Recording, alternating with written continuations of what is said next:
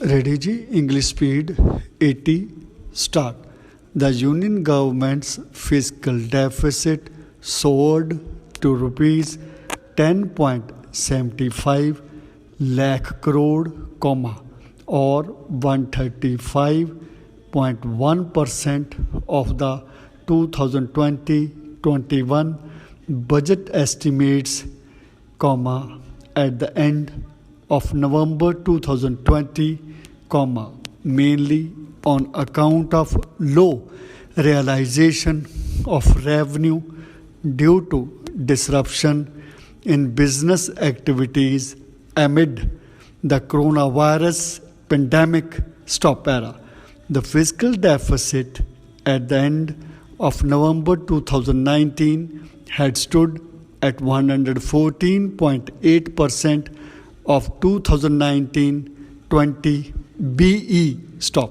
In absolute terms, the fiscal deficit stood at rupees 10,75,507 crore at the end of November 2020, according to the latest data released by the Controller General of Accounts.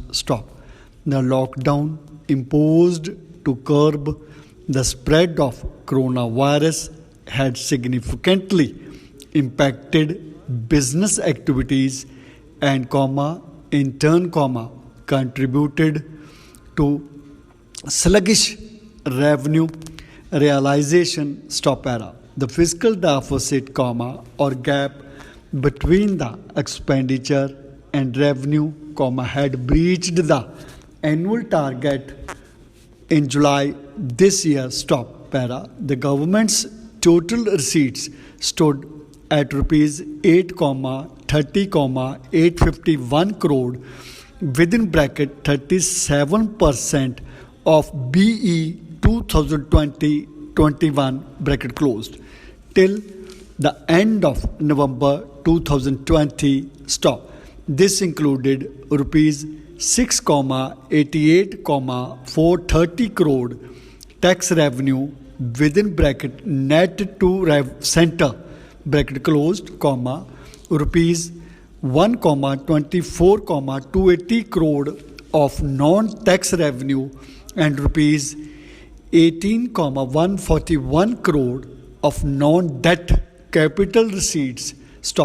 Non-debt capital receipts consist of recovery of loans and disinvestment proceeds.